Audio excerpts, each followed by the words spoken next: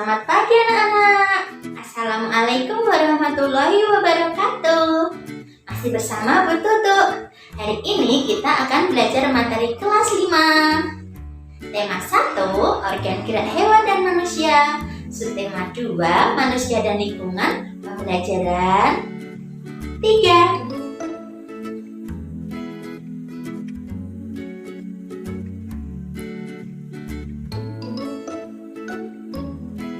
Tujuan pembelajaran kita untuk hari ini ada 3, yaitu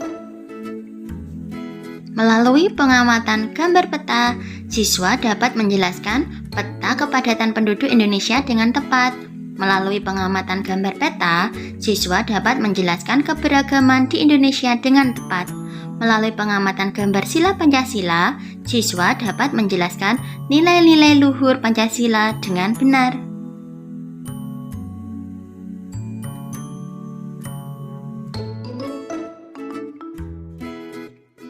Indonesia merupakan bangsa yang dikaruniai Tuhan dengan sumber daya alam yang sangat beragam dan melimpah, mulai dari keberagaman potensi alamnya sampai keadaan penduduknya.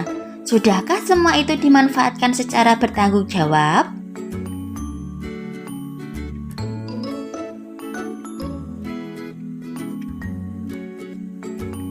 Di sela-sela istirahat, Pak Anto dan Beni memerhatikan lingkungan alam sekitar. Di sebelah timur mengalir sungai dengan aliran airnya yang jernih dan deras. Di sebelah barat terbentang luas ladang sayur. Di sebelah utara berbaris perbukitan yang ditumbuhi berbagai pohon. Adapun di sebelah selatan berdiri tegak gunung tempat hidup berbagai tumbuhan dan satwa. Pak, saya merasa sangat beruntung lahir dan hidup di Indonesia. Tanahnya subur dan alamnya sangat kaya. Beni, kekayaan dan keragaman yang dimiliki oleh bangsa Indonesia tidak sebatas sumber daya alamnya saja, namun juga kondisi penduduknya. Jumlah penduduk Indonesia sekarang ini sekitar 254 juta jiwa.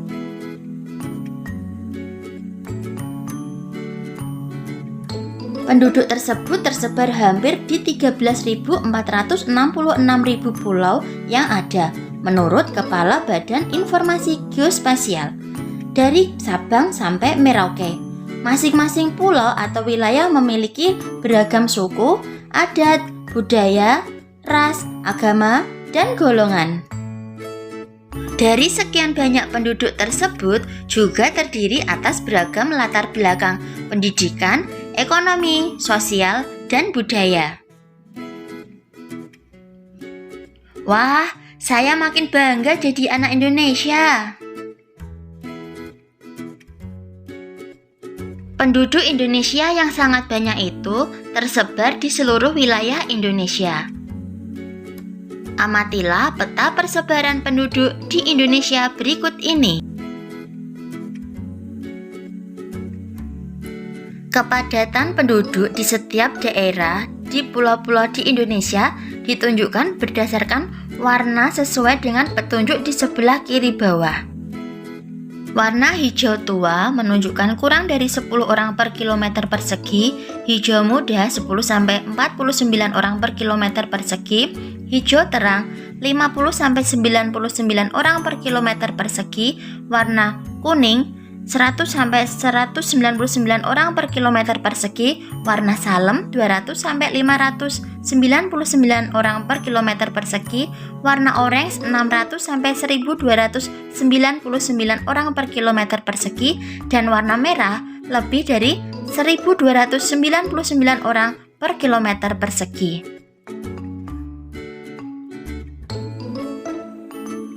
Pulau yang paling padat penduduknya adalah Pulau Jawa. Pulau yang paling sedikit penduduknya adalah Pulau Papua, sesuai dengan yang ditunjukkan oleh arah panah.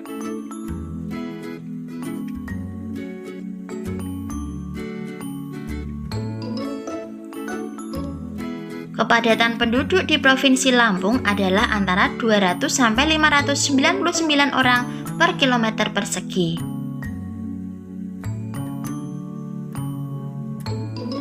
Kepadatan penduduk di Provinsi Papua Barat adalah kurang dari 10 orang per kilometer persegi dengan warna hijau tua. Tempat tinggal saya adalah di Jawa Tengah. Kepadatan penduduk di Provinsi Jawa Tengah adalah antara 600 sampai 1299 orang per kilometer persegi.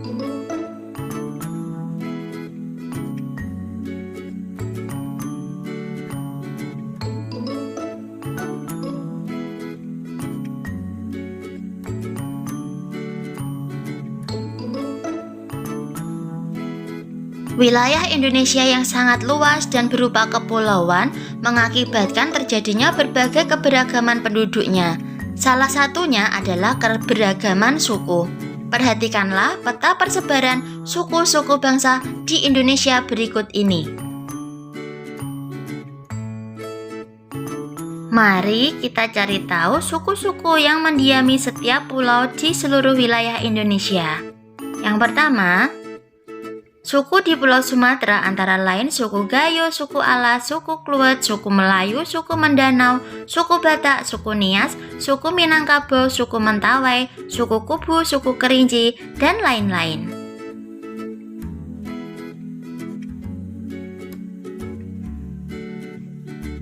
Sedangkan suku yang ada di Pulau Jawa antara lain suku Sunda, suku Betawi, suku Baduy, suku Samin, suku Jawa, suku Tengger, suku Madura, dan lain-lain. Kemudian, suku yang ada di Pulau Bali adalah suku Bali Aga dan suku Bali Majapahit. Kita beranjak ke Kepulauan Nusa Tenggara. Ada suku Rote, suku Sasak, suku Bima, dan suku Flores. Kita ke wilayah pulau paling luas yaitu Kalimantan. Ada suku Dayak, suku Hakka, suku Pagatan, suku Melayu, suku Kutai, suku Banjar, suku Pasir, suku Tidung, dan lain-lain. Di sebelahnya ada Pulau Sulawesi. Di sana ada suku Minahasa, suku Bantik, suku Borgo, suku Mongondo, suku Ponosokan, suku Ratahan, dan lain-lain. Ke timur lagi ada Kepulauan Maluku. Di sana ada suku Ambon dan suku Aru. Di pulau paling ujung ada Pulau Papua. Di sana ada suku Asmat, suku Dani, suku Biak, suku Ansus, suku Amungme, suku Yali, dan lain-lain. Itulah suku-suku yang ada di seluruh wilayah Indonesia. Ayo kita pasangkan pulau dengan suku bangsa yang tepat dengan menarik garis pada gambar-gambar yang telah disediakan.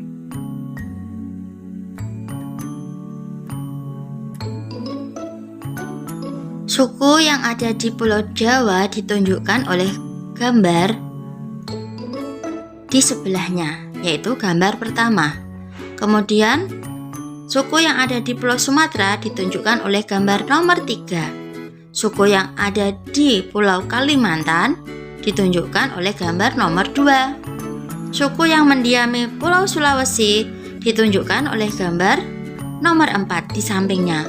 Suku yang mendiami Pulau Papua ditunjukkan oleh gambar nomor 5. Suku yang mendiami Kepulauan Nusa Tenggara ditunjukkan oleh gambar nomor 8. Suku yang mendiami Kepulauan Maluku ditunjukkan oleh gambar yang ada di sampingnya. Suku yang mendiami Pulau Bali ditunjukkan oleh gambar seorang wanita yang sedang menari, yaitu pada gambar 6.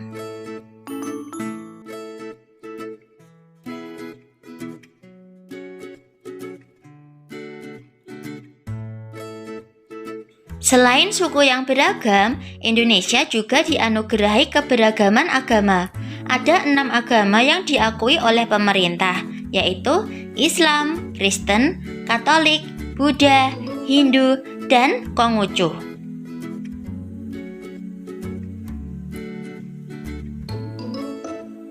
Ayo perhatikan peta persebaran agama di Indonesia. Nanti kita akan memberikan warna sesuai dengan petunjuk di bawahnya yang menunjukkan pemeluk agama mayoritas yang ada di pulau-pulau tersebut. Nanti akan kita ketahui daerah mana saja yang memiliki mayoritas pemeluk agama Islam, Katolik, Buddha, Kristen, Hindu, ataupun Konghucu. Maka setelah kita beri warna sesuai petunjuk, maka akan kita dapat peta persebaran agama di Indonesia seperti pada gambar peta ini. Tugas pertama yang harus anak-anak kerjakan adalah tuliskan nama-nama suku yang mendiami pulau-pulau di Indonesia, di Sumatera, Jawa, Bali, Nusa Tenggara, Kalimantan, Sulawesi, Maluku, dan juga Papua.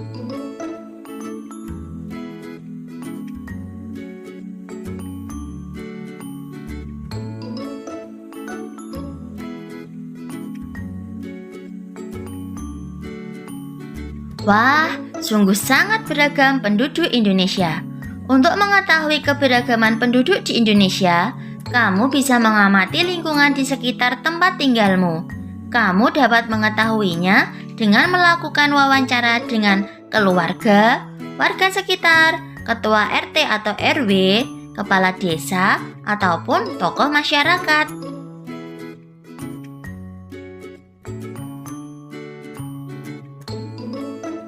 Hal-hal yang harus dipersiapkan sebelum melakukan kegiatan wawancara antara lain: yang pertama, tentukan tempat dan waktu wawancara. Kedua, tentukan korespondennya. Ketiga, tentukan tugas masing-masing anggota. Keempat, siapkan peralatan. Dan terakhir yang kelima, susunlah pertanyaan-pertanyaan dengan baik.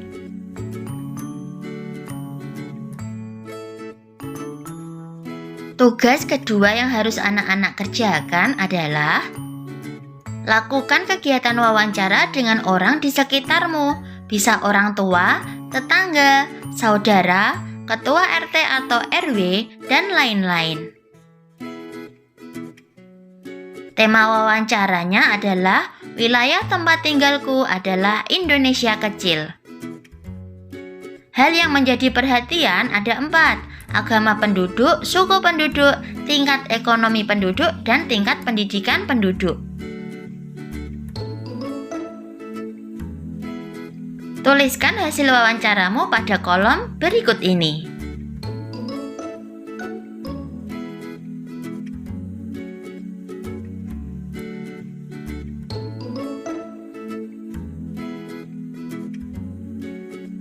Keadaan penduduk Indonesia sangatlah beragam, baik dari segi sosial, budaya, agama, suku, profesi, maupun sumber daya alam. Keberagaman itu tidak boleh menjadi sumber perpecahan, namun harus kita jaga sebagai kekayaan bangsa Indonesia dengan tetap menjaga kerukunan antar masyarakat di Indonesia. Ayo baca teks bacaan berjudul Kerukunan Umat Beragama di Indonesia berikut ini. Bacalah dengan sungguh-sungguh agar kalian dapat menemukan ide pokok dari setiap paragrafnya. Kerukunan umat beragama di Indonesia. Kerukunan umat beragama merupakan bentuk hubungan antar manusia yang damai berkat adanya toleransi beragama. Toleransi beragama adalah suatu sikap saling mengerti dan menghargai tanpa adanya sikap membeda-bedakan dan mengecilkan umat agama lain. Kerukunan umat beragama sangat penting bagi bangsa Indonesia untuk mencapai kesejahteraan hidup. Seperti yang telah kita ketahui bahwa Indonesia memiliki keragaman yang begitu banyak. Salah satunya adalah agama. Meskipun mayoritas penduduk Indonesia memeluk agama Islam, namun ada beberapa agama lain yang juga dianut, yakni Buddha, Hindu, Kristen, Katolik, dan Konghucu. Setiap agama tentunya memiliki aturan masing-masing dalam menjalankan ajaran agamanya. Namun, perbedaan ini bukanlah alasan menjadi pemecah belah, namun justru menjadi pemersatu dan memperkaya nilai-nilai dalam masyarakat. Sebagai satu saudara dalam tanah air yang sama, kita harus menjaga kerukunan umat beragama agar bangsa dan negara kita tetap menjadi satu kesatuan yang utuh.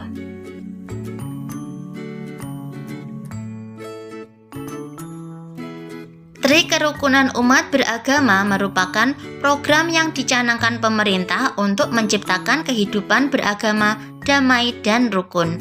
Program ini menghendaki adanya kerukunan antar umat beragama dalam satu agama atau intaran umat beragama, kerukunan antar umat beragama yang satu dengan agama yang lain, dan kerukunan antara umat beragama dengan pemerintah. Hal ini perlu dilakukan untuk mencegah munculnya konflik dalam kehidupan beragama. Tri Kerukunan Umat Beragama bertujuan agar masyarakat Indonesia bisa hidup dalam kebersamaan, meskipun banyak perbedaan.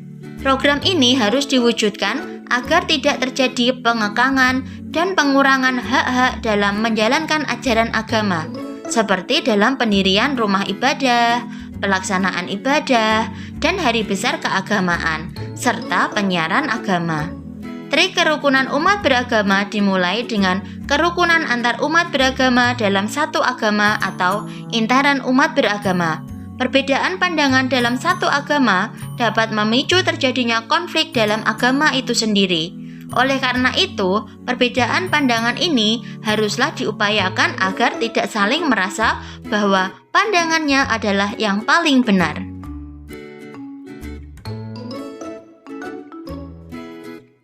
Tri Kerukunan Umat Beragama selanjutnya adalah kerukunan antar umat beragama yang memiliki pengertian kehidupan yang rukun antar masyarakat meskipun berbeda agama dan keyakinan. Dalam hal ini, tidak terjadi sikap saling curiga-mencurigai serta selalu menghormati agama masing-masing. Selain itu, juga tidak saling memaksakan agama kepada orang lain. Adapun Tri Kerukunan Umat Beragama yang terakhir adalah kerukunan antar umat beragama dengan pemerintah, mengandung pengertian bahwa tiap-tiap umat beragama dapat bekerja sama dan bermitra secara baik dengan pemerintah dalam menjaga kehidupan bermasyarakat, berbangsa, dan bernegara. Dalam hal ini, para tokoh agama dan pemerintah sangat diperlukan perannya dalam mencari solusi yang baik tanpa merugikan pihak manapun.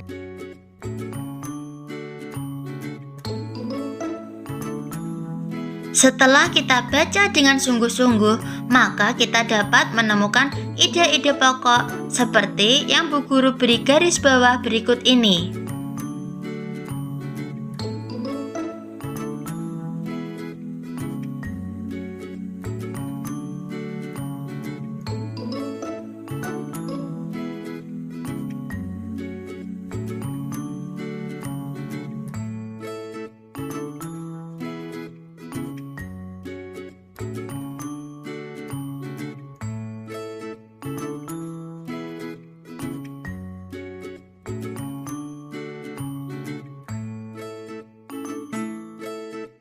Maka dapat kita peroleh ide pokok dari masing-masing paragraf bacaan tersebut adalah sebagai berikut.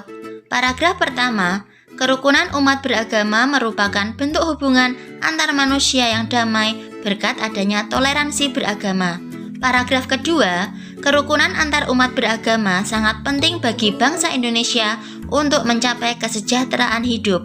Paragraf ketiga, Tri Kerukunan Umat Beragama merupakan program yang dicanangkan pemerintah untuk menciptakan kehidupan beragama damai dan rukun.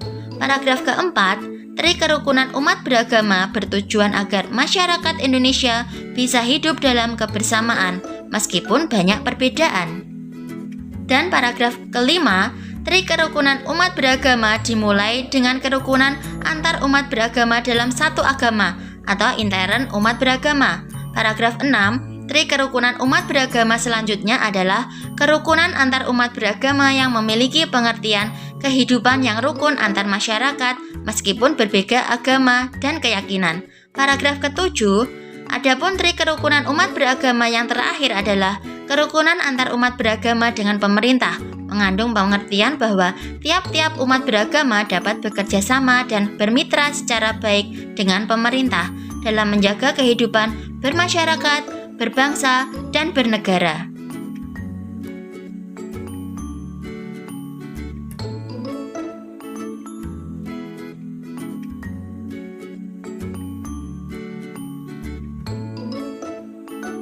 Menjaga kerukunan beragama merupakan perilaku yang baik yang harus dilakukan oleh siapapun.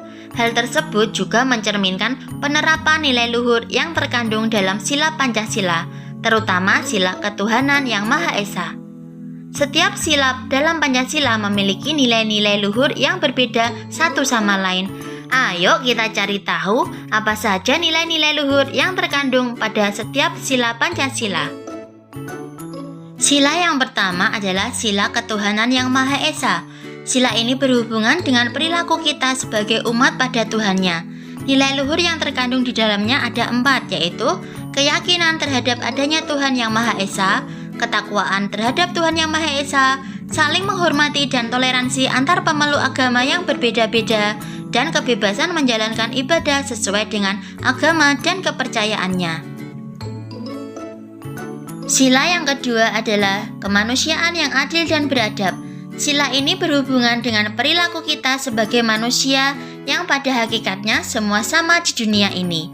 Nilai luhur yang terkandung di dalamnya ada 4. Pengakuan terhadap adanya harkat dan martabat manusia. Pengakuan terhadap keberadaan manusia sebagai makhluk ciptaan Tuhan yang paling mulia. Menjunjung tinggi nilai kemanusiaan dan harus mendapatkan perlakuan yang adil terhadap sesama manusia, serta mengembangkan sikap tenggang rasa agar tidak berbuat semena-mena terhadap orang lain. Sila ketiga adalah Persatuan Indonesia. Sila ini berhubungan dengan perilaku kita sebagai warga negara Indonesia untuk bersatu membangun negeri ini. Nilai luhur yang terkandung di dalamnya ada 3. Menempatkan persatuan, kesatuan, kepentingan, dan keselamatan bangsa dan negara di atas kepentingan pribadi dan golongan, memiliki rasa cinta tanah air dan bangsa, serta rela berkorban untuk kepentingan bangsa dan negara, serta pengakuan terhadap keragaman suku bangsa dan budaya bangsa. Sila yang keempat yaitu kerakyatan yang dipimpin oleh hikmat kebijaksanaan dalam permusyawaratan perwakilan. Sila ini berhubungan dengan perilaku kita untuk selalu bermusyawarah dalam menyelesaikan masalah. Nilai yang terkandung di dalamnya ada 5, yaitu kedaulatan negara ada di tangan rakyat. Manusia mempunyai kedudukan, hak, dan kewajiban yang sama. Musyawarah untuk mencapai mufakat diliputi oleh semangat kekeluargaan, mengutamakan kepentingan negara dan masyarakat daripada kepentingan pribadi dan golongan, serta mengutamakan musyawarah dalam setiap pengambilan keputusan. Sila yang kelima adalah keadilan sosial bagi seluruh rakyat Indonesia. Sila ini berhubungan dengan perilaku kita dalam bersikap adil terhadap semua orang. Nilai luhur yang terkandung di dalamnya ada 5, yaitu mewujudkan keadilan dalam kehidupan bermasyarakat dan bernegara, terutama meliputi bidang ideologi, politik, ekonomi, sosial, kebudayaan, dan pertahanan keamanan nasional. Keseimbangan antara hak dan kewajiban, serta menghormati hak-hak orang lain. Bersikap adil dan suka memberi pertolongan kepada orang lain. Mengembangkan perbuatan-perbuatan yang terpuji, seperti menciptakan suasana kekeluargaan dan kegotong royongan, serta cinta akan kemajuan dan pembangunan bangsa, baik material maupun spiritual.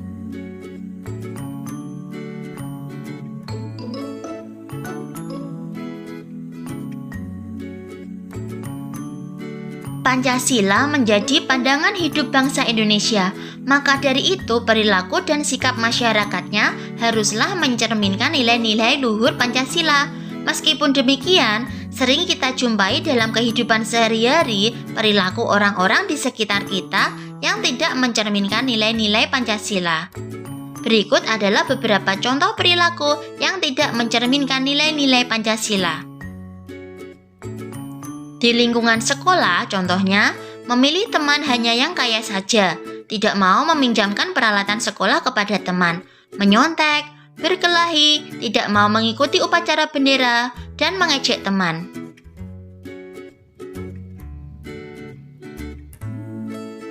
Di lingkungan rumah, contohnya, tidak melaksanakan ibadah sesuai dengan agamanya, tidak mau berbagi makanan dengan anggota keluarga yang lain, bermalas-malasan, membantah orang tua, memaksakan kehendak kepada anggota keluarga, dan berbohong. Di lingkungan masyarakat, contohnya, tidak mau menjenguk tetangganya yang sakit, melarang orang lain melakukan peribadahan sesuai dengan agamanya, minum minuman keras dan berjudi, tidak mau mengikuti kegiatan kerja bakti, ronda, dan rapat lingkungan, suka pamer kekayaan, mencuri, menganiaya teman, serta melakukan kekerasan.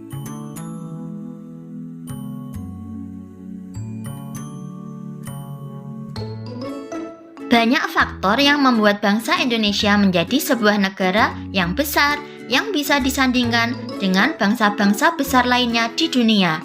Banyak faktor pula yang menjadikan kita semakin bangga menjadi warga negara Indonesia.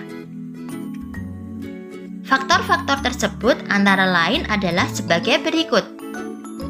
Nilai-nilai luhur yang hidup di tengah-tengah masyarakat, wilayahnya yang luas dan berupa kepulauan, letak geografis dan strategisnya, besarnya jumlah penduduk, beragamnya suku, agama, ras, dan golongan, serta beragamnya budaya, sosial, dan ekonomi.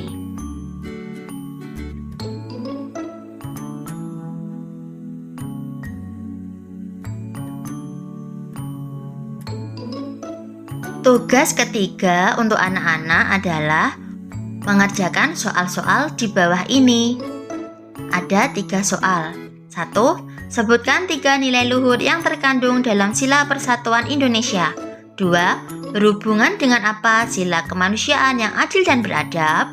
Yang ketiga, sebutkan masing-masing 3 contoh perilaku yang tidak mencerminkan nilai luhur Pancasila di sekolah, rumah, dan masyarakat. Cukup sekian kegiatan pembelajaran kita untuk hari ini. Tetap semangat belajar meskipun dari rumah. Tetap patuhi protokol kesehatan. Jaga 5M. Selalu memakai masker, mencuci tangan, menjaga jarak, menjauhi kerumunan, dan juga mengurangi mobilitas. Sampai jumpa pada pertemuan berikutnya. Assalamualaikum warahmatullahi wabarakatuh. Dadah semua.